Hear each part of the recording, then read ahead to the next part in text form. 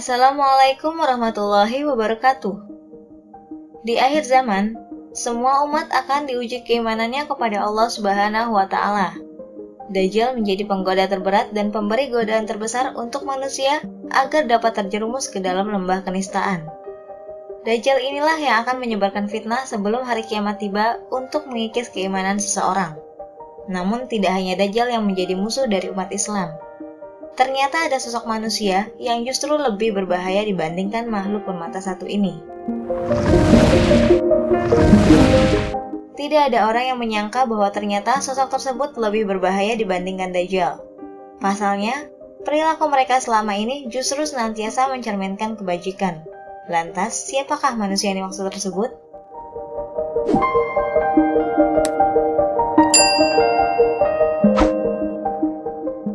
Ternyata manusia yang perbuatannya lebih buruk dibandingkan Dajjal tersebut yaitu ulama su atau ulama yang buruk. Mereka ini selama hidup di dunia senantiasa mengingatkan orang lain untuk mengerjakan kebajikan.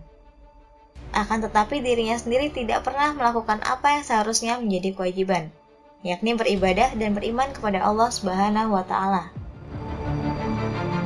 Ulama hakikatnya berhubungan dengan ilmu dan kebaikannya. Harta dan tahta adalah godaan bagi ulama yang bisa menjerumuskan ke dalam kehinaan. Sayyidina Anas radhiyallahu anhu meriwayatkan, ulama adalah kepercayaan Rasul selama mereka tidak bergaul dengan penguasa dan tidak asik dengan dunia. Jika mereka bergaul dengan penguasa dan asik terhadap dunia, maka mereka telah mengkhianati para Rasul. Karena itu jauhilah mereka. Hadis riwayat Al-Hakim. Diriwayatkan dari Anas bin Malik radhiyallahu anhu, ia berkata, Rasulullah shallallahu alaihi wasallam bersabda, pada malam Isra, aku melihat beberapa orang lelaki yang digunting mulut mereka dengan gunting neraka. Aku bertanya, siapakah mereka wahai Jibril? Jibril berkata, mereka adalah para khatib dari umatmu. Mereka menyuruh manusia kepada kebaikan, namun mereka melupakan diri sendiri. Sedangkan mereka membaca Alkitab. Apakah mereka tidak menyadarinya? Nabi Shallallahu Alaihi Wasallam bersabda, aku sangat mengkhawatirkan kalian terhadap Dajjal yang bukan Dajjal. Sebagian sahabat bertanya, siapakah yang kau maksud wahai Rasulullah? Nabi Shallallahu Alaihi Wasallam menjawab, ulama yang buruk. Ulama yang buruk tersebut dikatakan lebih buruk ketimbang Dajjal. Penyebab utamanya adalah karena jika Dajjal sudah jelas bentuk dan visinya, yakni diutus oleh Allah Subhanahu wa Ta'ala ketika akhir zaman kelak untuk menjerumuskan manusia ke dalam perbuatan yang sesat dan jauh dari perintah Allah. Sementara ulama yang buruk, kendati lisan dan kata-katanya mengajak manusia berpaling dari dunia, namun ia juga mengajak mereka kepada dunia melalui tingkah laku dan perbuatan teladannya, tutur Imam Al-Ghazali. Telah dijelaskan bahwasannya saat hari akhir kelak akan ada orang-orang yang memperjualbelikan agamanya demi semua hal yang bersifat duniawi semata. Hal yang dirinya lakukan ialah bermanis muka di depan manusia lainnya dan menampakkan kesederhanaan namun hatinya cenderung hanya berfokus pada dunia. Rasulullah Shallallahu Alaihi Wasallam bersabda, akan muncul di akhir zaman orang-orang yang mencari dunia dengan agama.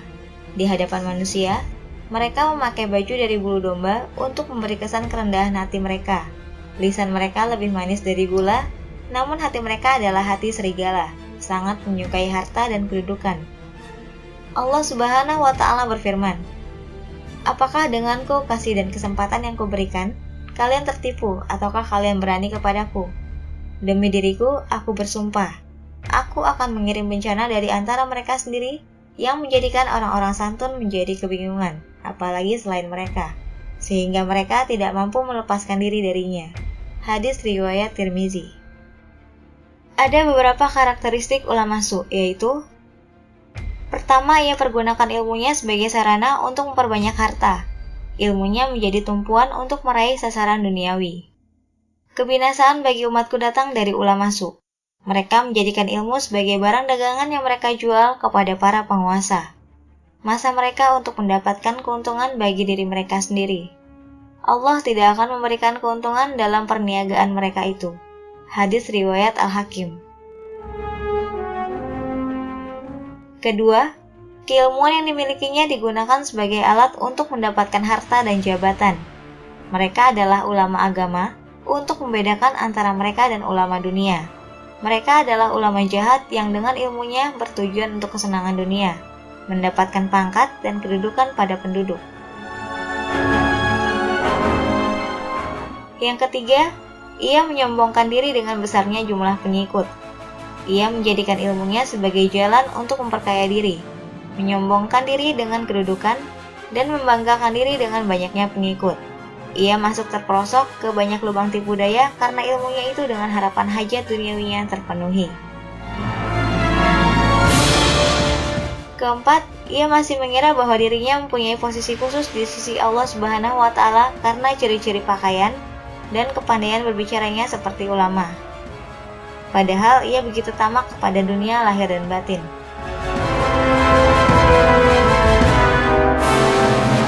Kelima, ia menyalahgunakan ilmu.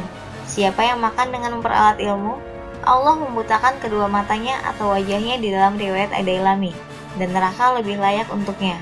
Hadis riwayat Abu Nuaim dan Ad-Dailami. Keenam, ia diperbudak setan dan hawa nafsu.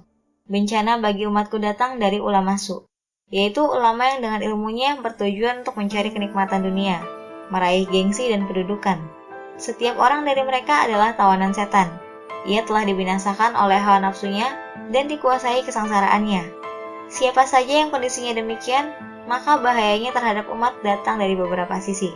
Dari sisi umat, mereka mengikuti ucapan-ucapan dan perbuatan-perbuatannya.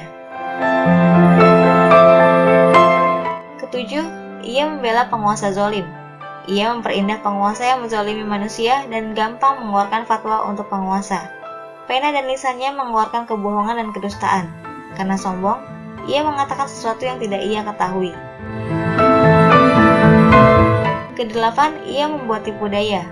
Keburukan mereka bagi agama lebih buruk daripada setan. Sebab, melalui merekalah setan mampu menanggalkan agama dari hati kaum mukmin. Atas dasar itu, ketika Rasulullah SAW ditanya tentang sejahat-jahat makhluk, beliau menjawab, "Ya Allah, berilah ampunan."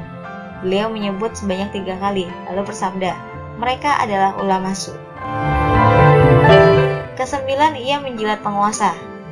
Ulama su adalah orang bergelar ulama atau intelektual yang menjilat penguasa dan menjadikan kaum kafir sebagai teman karib serta menafsirkan Al-Quran sekehendak nafsunya.